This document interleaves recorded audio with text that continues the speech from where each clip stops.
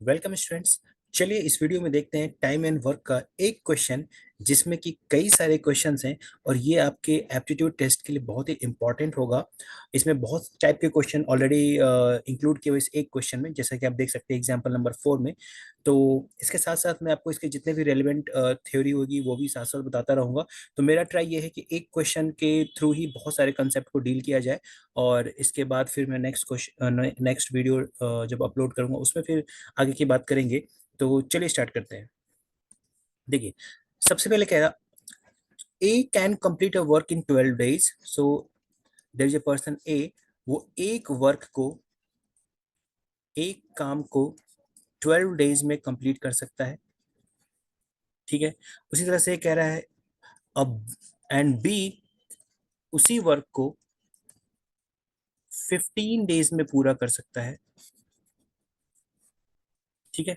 So find the time taken by them when A and B work together. देखिए, अब मुझसे ये पूछा गया है, जब दोनों ए प्लस बी दोनों मिलकर अगर काम करेंगे तो उसी एक वर्क को कितने दिनों में कंप्लीट कर लेंगे। बहुत ही सिंपल क्वेश्चन है, बट अगर आप पहली बार सॉल्व करेंगे तो आपको पता होना चाहिए इसमें क्या करते हैं।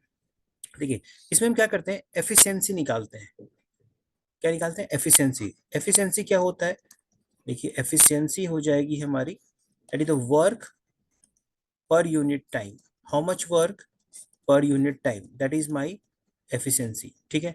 इसी से आपको सब कुछ फिर निकलेगा। एफिशिएंसी से टाइम, अगर मान लिया आपके पास वर्क पता है, एफिशिएंसी पता है, तो टाइम निकल जाएगा। सारा कुछ यहीं से निकलेगा। ठीक है। एफिशिएंसी क्या होता है? One per unit time, right. सो हम ए का एफिशिएंसी निकालते हैं पहले। तो ए का एफिशिएंसी कैसे निकालेंगे? तो ए 12 days में वन वर्क करता है, तो ए वन डे में how much work it will do? He will do 1/12 work. तो ये इसका देखिए एफिशिएंसी हो गया, राइट। सिमिलरली बी का अगर हम वन डे का वर्क निकालेंगे तो बी के एक दिन का काम क्या हो जाएगा? 1/15 वर्क हो जाएगा पर डे। तो अगर दोनों मिल के वर्क करेंगे तो सीन क्या बनेगा? देखिए, अगर मैं ए प्लस बी कंबाइन कर दूं, ए प्लस बी अगर एक दिन वर्क करें एक साथ, तो इनकी जो टोटल जो एफिशिएंसी होगी या टोटल जो वर्क काम करेंगे 1/12 प्लस 1/15, इतना वर्क वो कर लेंगे, राइट। तो इसको चलिए सॉल्व कर लेते हैं। So this will be, LCM will be how much? 60। So 5, 4, so 9/60 work वो कर सकते हैं। So this is the efficiency of A plus B. ये ए प्लस बी की एफिशिएंसी है। अब हमें ये पता करना है ए प्लस बी कितने दिनों में अपने काम को पूरा कर लेंगे। तो देखिए, मैंने आपको क्या बताया, efficiency is equal to work upon time. तो अगर आपको टाइम निकालना है so time will be what? Work upon efficiency. हम देखिए यहाँ पे सारा वर्क कितना मानते हैं? एक यूनिट को हम पूरा वर्क मानते हैं। One work is equal to one. तो हम लोग यहाँ पे एक वर्क को एक ही मान के चलते हैं, यूनिट वर्क मानते हैं। अगर इसी को मैं परसेंटेज बेसिस से सॉल्व करूंगा तो पूरे वर्क को मैं 100 यूनिट्स मानूंगा। तो वो भी एक कंसेप्ट है। चलिए, जनरली हम लोग वन यूनिट वर्क करके बचपन से पढ़ते हैं। तो यू मीन सेवन्थ एट्थ और 9th 10th तक हम लोग वन यूनिट करके ही मानते हैं वर्क। तो वन यूनिट से मैं समझा रहा हूँ, अदरवाइज को परसेंटेज से भी सॉल्व किया जा सकता है। सो work is how much? One unit. Efficiency क्या है? 9/60। तो देखिए 60 कहाँ चला जाएगा? 60 will go up. So 60/9 days, इतना दिन लगेगा उसे। So it's T will be equal to 60/9 days. Three three जा 320। सो 20/3 days, और we can say it's 6 and 2/3 days। इतने दिन में वो दोनों मिलके इस काम को पूरा कर लेंगे।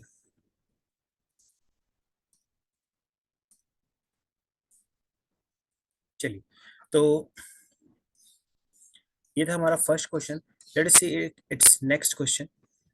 So next question is saying when A and B work alternatively started by A.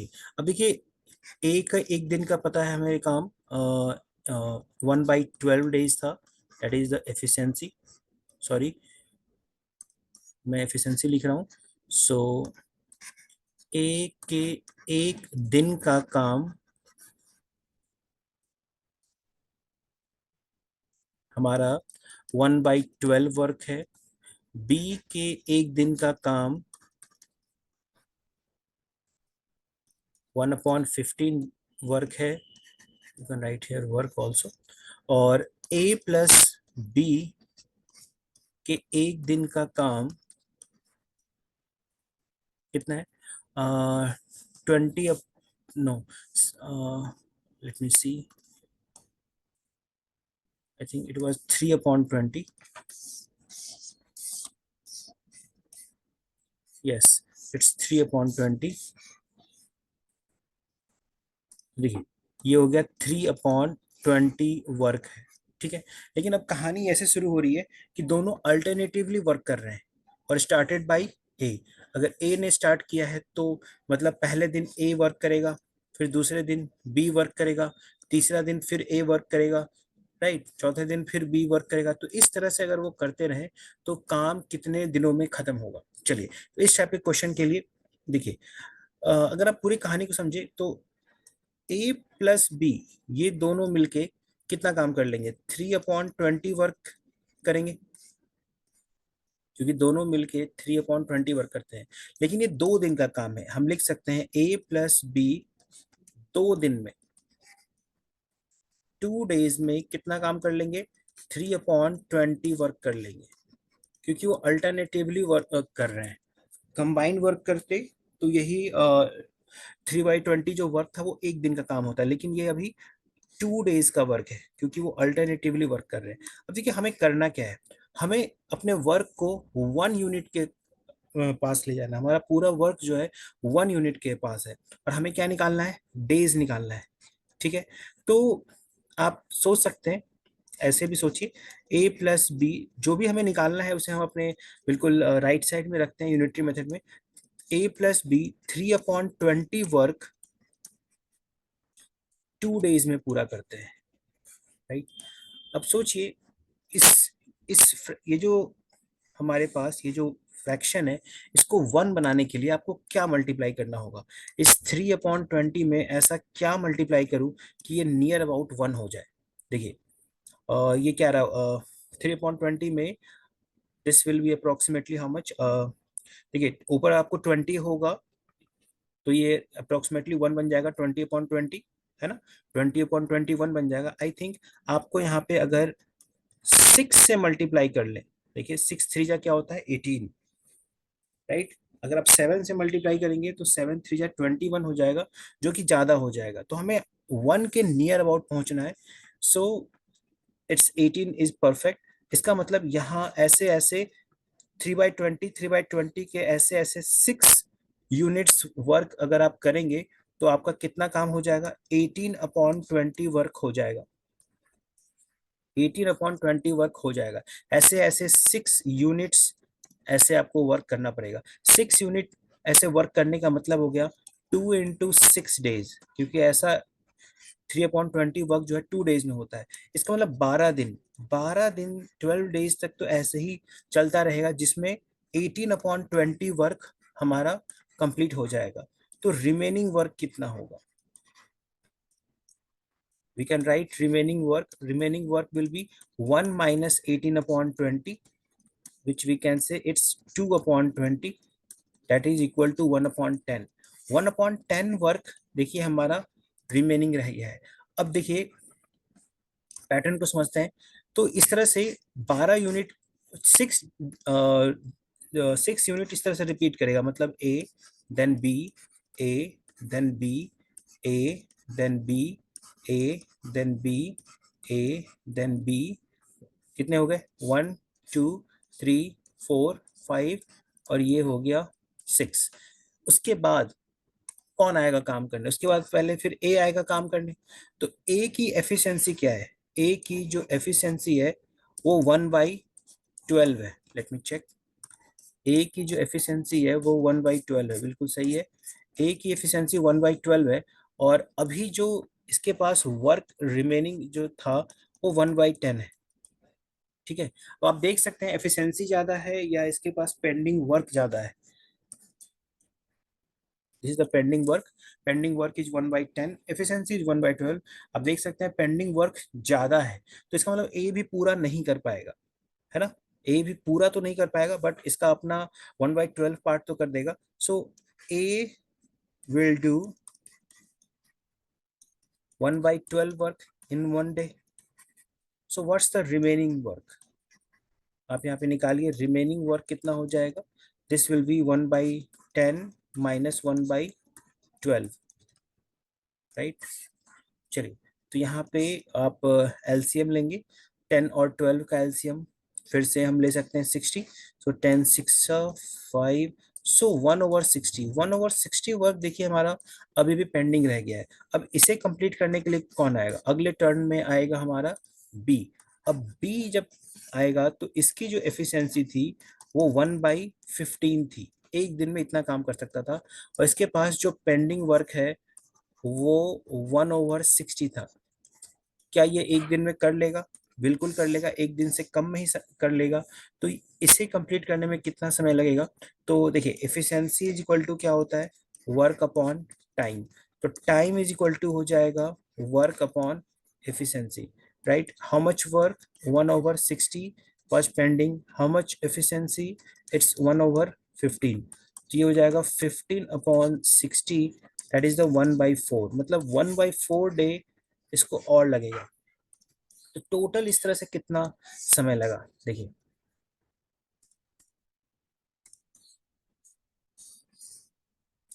तो आप देख सकते हैं ये पहले 6, ये यहां से लेकर इस तरह से 6 पेयर तो ऐसे चलते रहे। तो यहाँ पे कितने दिन हो गए, ये 12 डेज तो यहाँ हो गया था, दैट्स 12 डेज। और एक दिन यहाँ हो गया 13 डेज, है ना। देखिए आप समझ लीजिए, 12 डेज आपको इनिशियली में लगा, एक दिन और बी ने लिया, और सॉरी ए ने लिया और बी ने उसके बाद 1/4 डे एक्स्ट्रा लिया। तो टोटल हो जाएगा 13 and 1/4 डे। ये इस तरह से टोटल काम इतने दिनों में खत्म होगा अगर अल्टरनेटिवली वर्क करते हैं और ए स्टार्ट करता है तो। ठीक है, आई होप कि आप इस क्वेश्चन को समझ रहे होंगे। अगर आपको कोई डाउट है तो आप कमेंट सेक्शन में लिखिए, वहाँ पे मैं ट्राई करूंगा आपको पूरा आपके डाउट को दूर करने का। तो देखिए फर्स्ट क्वेश्चन हो गया, सेकंड क्वेश्चन हो गया। थर्ड क्वेश्चन सिमिलर है, when A and B work together alternatively started by B. आप सेम प्रोसेस को रिपीट कीजिए, और लेकिन इसमें स्टार्ट कौन करेगा, बी करेगा। ये क्वेश्चन आपके प्रैक्टिस के लिए है। चलिए क्वेश्चन नंबर डी देखते हैं, पार्ट डी देखते हैं। If A started 2 days later in comparison to B, अगर ए 2 दिन बाद स्टार्ट करे बी के कंपैरिजन में। चलिए पार्ट डी में देखते हैं। A started 2 days later in comparison to B. देखिए ए 2 दिन बाद स्टार्ट करता है, ठीक है। इसका मतलब स्टार्टिंग के 2 दिन तो बी ने अलोन काम किया है, ठीक है, क्योंकि ए तो 2 दिन बाद स्टार्ट करता है। तो बी ने अगर 2 दिन काम किया तो बी ने कितना काम कर लिया होगा, तो बी की एफिशिएंसी हमें पता है, इट्स 1/15। तो जो वर्क ये टोटल कर लेगा 2 दिन में, 1/15 × 2, एक दिन का काम 1/15 था, तो 2 दिन का काम 2/15 वर्क ये कर चुका होगा। तो पेंडिंग वर्क कितना काम बचा हुआ है, तो पेंडिंग हो जाएगा 1 - 12/15, और ये हो जाएगा 13/15 वर्क। ठीक है, अब ये काम करेगा कौन, ये काम करेंगे अब ए एंड बी कंबाइंड, दोनों एक साथ काम करेंगे साइमल्टेनियसली, एक साथ एक ही समय एक ही दिन दोनों मिलके काम कर रहे हैं, अल्टरनेटिवली वाला केस अब नहीं है। ठीक है, तो ए प्लस बी की एफिशिएंसी हमें पता थी, ये था 3/20 वॉज इट्स एफिशिएंसी। ठीक है, पेंडिंग वर्क कितना है इसके पास, पेंडिंग जो वर्क है वो 13/20 15 है, तो ये कितना टाइम लेगा? देखिए efficiency is equal to work over time, तो टाइम इज इक्वल टू क्या हो जाएगा? Work over efficiency. तो कितना वर्क हमारे पास जो पेंडिंग वर्क है वो 13/15 है, और जो हमारे पास एफिशिएंसी है वो है हमारे पास 3/20। सो जब हम इसको सिंप्लीफाई करेंगे तो देखिए ये 13/20 अपॉन 3/15, 5 से 5 3 जा 4 जा 52/9, तो 52/9 यहाँ पे इसे लग गया, और इसको जब हम सिंप्लीफाई करेंगे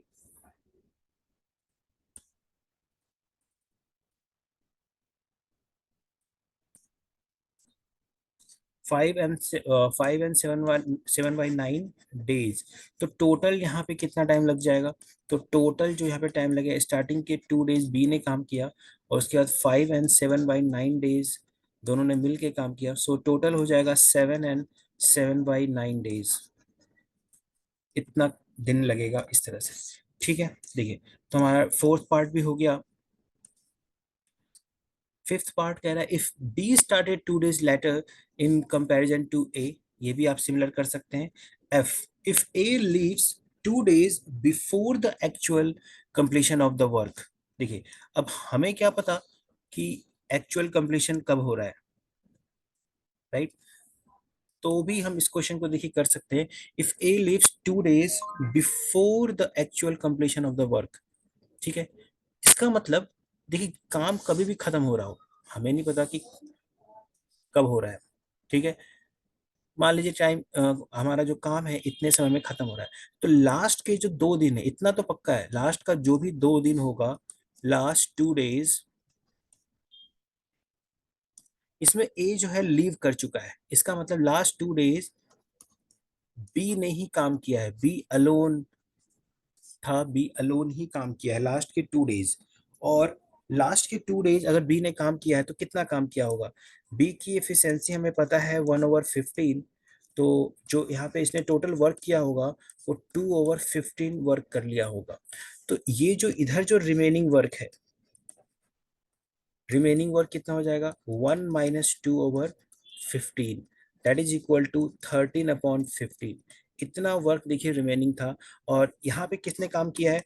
यहाँ पे ए प्लस बी दोनों ने काम किया होगा, क्योंकि क्योंकि ए लास्ट में लीव किया है, तो स्टार्टिंग में दोनों साथ थे, इसका मतलब तो यहाँ पे जो वर्क है वो हमारे पास 13/15 है। तो हम सीधा अपना लगा सकते हैं formula, efficiency is equal to work over time. So time is equal to work over efficiency. Work हो गया हमारे पास 13/15, और जो एफिशिएंसी है ए प्लस बी की वो 3/20 था। जो भी आ जाए हमारा यहाँ पे, चलिए सॉल्व कर ही देता हूँ। आई थिंक सेम एक्सप्रेशन हमने पहले भी सॉल्व किया था, तो यहाँ क्या आ रहा था, चलिए देख लेते हैं एक बार। It was 5 and 7/9. So this will be 5 and 7/9 days. So यहाँ भी जो टोटल आंसर आएगा वो 5 7/9 डेज, और लास्ट के 2 दिन एक्स्ट्रा, सो 7 and 7/9 डेज। ठीक है, देखिए सो ये पार्ट भी हमारा हो गया। नेक्स्ट है इसी का सिमिलर है, if B leaves 2 days before the actual completion of the work, तो ये भी आप कर सकते हैं।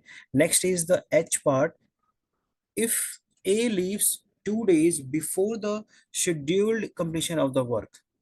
चलिए A 2 days before लीव करता है, H part before the scheduled completion, तो हमारा जो शेड्यूल्ड टाइम था, जो हमने पार्ट फर्स्ट पार्ट में जो हमने किया था, लेट अस चेक इट। तो फर्स्ट पार्ट में जो हमारा आंसर आया था वो आया था 6 and 2/3 डेज। 6 and 2/3 डेज, तो ये था 6 and 2/3 डेज। तो हम मान लेते हैं ये टोटल जो ड्यूरेशन था वो 6 and 2/3 डेज का था। Question is saying if A leaves 2 days before the scheduled completion of the work, तो देखिए इसका मतलब last 2 days A leaves, so it means it means ये जो डेज है it means 6 2/3 - 2, that is the 4 and 2/3 days। इतने days के लिए दोनों ने साथ काम किया था। तो कितना काम किया था, तो ए प्लस बी की जो एफिशिएंसी थी वो थी 3/20, राइट। इतना वर्क था पर यूनिट डे। और हमारे पास टोटल डेज है, टाइम हमें पता है, that is the 4 and 2/3 days, it means 14/3 days। तो कितना काम कर लिया था, तो efficiency is equal to work over time, so work is equal to efficiency into time, so efficiency is 3/20। Time है हमारे पास 14/3, 3 से 3 कैंसिल आउट, 2 7 जा 2 10, इट मीन 7/10 वर्क जो है ऑलरेडी हो चुका है। तो रिमेनिंग वर्क कितना है, how much remaining work, so remaining work will be 3/10। इतना काम बचा है। अब ये काम कौन करेगा, देखिए ए तो छोड़ चुका है, ठीक है, लेकिन ये जो बचा हुआ काम है बी करेगा, लेकिन वो अब वो 2 दिन में नहीं कर पाएगा। ये 2 दिन में कब होता, जब ए प्लस बी दोनों मिलके कर रहे होते, राइट। लेकिन ए प्लस बी दोनों मिलके नहीं कर रहे हैं अब ये केवल बी को करना है, बी अलोन, ठीक है। और बी की एफिशिएंसी क्या है, बी की एफिशिएंसी थी 1/15। तो बी को कितना टाइम लगेगा, फिर से उसी फॉर्मूला के पास आइए, efficiency is equal to work over time, so time is equal to work over efficiency, so work is 3/10 और एफिशिएंसी इज 1/15। तो इसको सॉल्व कर लेते हैं, 3 × 15, 10 × 1, 5 3 जा 5 2 जा, सो इट्स 9/2 days और लगेगा। तो टोटल जो यहाँ पे टाइम लगा, ठीक है, स्टार्टिंग के 4 and 2/3 days तो पूरा था ही था, और अब इसे 9/2 days और एक्स्ट्रा लगा बी को करने में। तो आप यहाँ पे इसको सॉल्व कर सकते हैं, कितना लगा, this will B 14/3 plus 9/2। You can make it a like fraction, 3 3 2 and 2, so this is 28/6 plus 27/6, so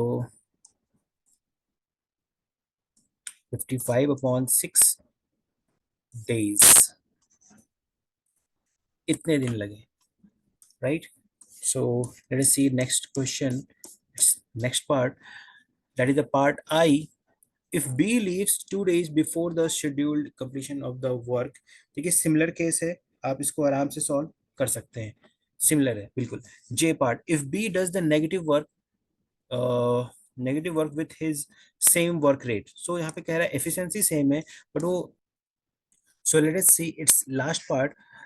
देखिए इसमें क्या कह रहा है कि बी नेगेटिव वर्क कर रहा है, तो ए की एफिशिएंसी हमें पता है, ए की एफिशिएंसी क्या है 1/12, और बी की एफिशिएंसी हमें पता है डेट इज द 1/15।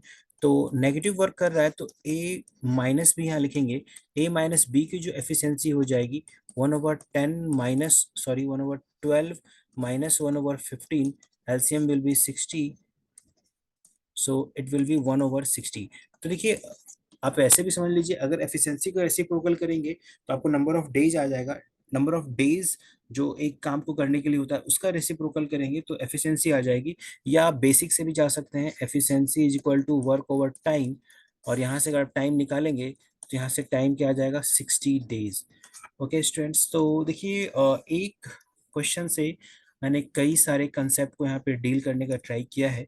तो ऐसे ही और भी क्वेश्चंस आपको बीच बीच में मैं अपलोड करता रहूँगा। सो अगर ये वीडियो आपको अच्छी लगी हो तो इसे लाइक करें और इस चैनल को सब्सक्राइब करना ना भूलें for the latest notification. Thank you, thanks for watching.